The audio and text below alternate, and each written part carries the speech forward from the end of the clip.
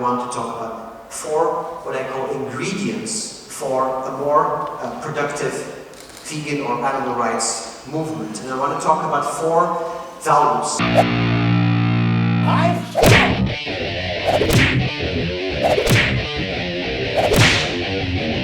Schönen Mittag und herzlich willkommen an alle. Bevor ich weiterrede, nur der Hinweis, dass dieser nächste Vortrag auf Englisch ist. Nur sicherheitshalber, falls das jemand nicht mitbekommen hatte, nicht, dass ihr nachher große Augen macht, wenn der Herr auf Englisch anfängt zu sprechen. Nun zuerst die kurze Vorstellung. Es gibt immer so viele leidenschaftliche Aktivisten, die aus Leidenschaft versuchen und weil sie sich so machtlos fühlen, die Welt zu verändern, die Welt zu verbessern. Es gibt aber angeblich einen pragmatischeren Weg, einen überdachteren Weg sozusagen, in Anführungsstrichen, einen rationaleren Weg, wie man vielleicht die Welt veganisieren könnte, auch Leute ansprechen könnte, die sich vielleicht nicht so dafür interessieren, keine Ahnung haben davon, nicht die Verhältnisse zwischen den Sachen verstehen. Es gibt dann angeblich, wie gesagt, einen pragmatischeren Weg. Dafür, um uns das zu erklären, haben wir heute Tobias Leenaert eingeladen. Er hat zusammen mit Melanie Joy, ist vielleicht für manche ein Begriff, zusammen mit Melanie Joy hat er ProVeg International gegründet. Er ist Pädagoge, er ist Sprecher, er fliegt durch die ganze Welt und hält Reden auch für Aktivisten und versucht eigentlich auch die Welt ein bisschen besser zu machen.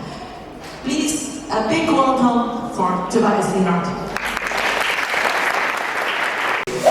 This talk is not a talk about why people should go vegan, but it's a talk about helping you, hopefully, to be more productive in helping as a movement to create the world that we want, a compassionate world that is free of animal suffering, that is sustainable and healthy and happy.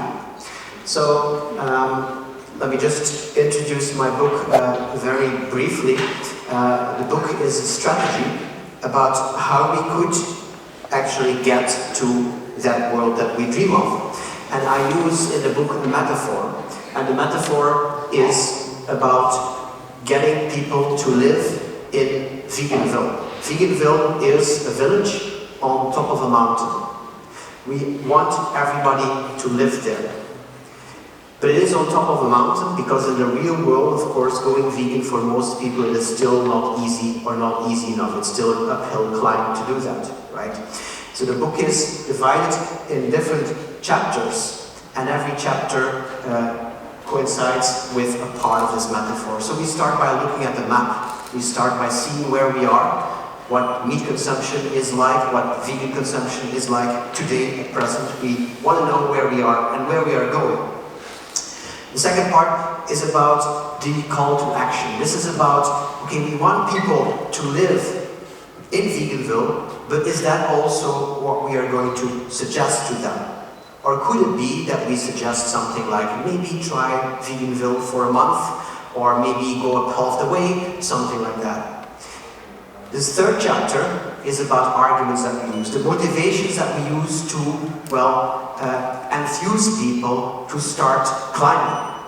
Many people can make the trek, make the hike for different reasons. They can do so for the animals, but they can also do that for the environment or for their health reasons or whatever. So I explore the best reason or a combination of reasons to motivate as many people as possible. The fourth is about how can we make that hike up the mountain more pleasant and more convenient for people. So this is in the real world about like how can we create a facilitating environment that makes it easier for people to change, right? So in this metaphor it's about hotels and resting places and restaurants on that hill. And also in the real world is the more alternative, the more options people have, the easier they will go on and on and on till they are hopefully vegan. Then there's a chapter about communication. How do we communicate with people in a way that makes them enthusiastic and not, for instance, guilty? Because a lot of us like to make people guilty sometimes, right? That's fun. And then finally, sustainability. Sustainability is about how do we make sure that people who live in Veganville stay in Veganville. And also how people who are advocates or activists for the vegan cause don't get burned out. That is the content of the book. I will not repeat it for the rest of the talk, but in the rest of the talk I want to talk about 4 what I call ingredients for a more productive vegan or animal rights movement. And I want to talk about 4 values. So these are open-mindedness, empathy, rationality, and positivity. And you can see right away, I think that if we have more of this, we would be much better at communicating with each other across the board about any topics, right? And I think you also see that this is not the way people often communicate, keeping all these things in mind. Certainly not on social media. I don't know what social media you're on, but often when I look at the debate, the public debate there, then it looks more like this, right? I'm right, you're an idiot. If you have a different opinion than me on whatever, then you're stupid. That's kind of like the discourse that I see most of the time in communication. I mean, maybe not most of the time, but very often. Hi.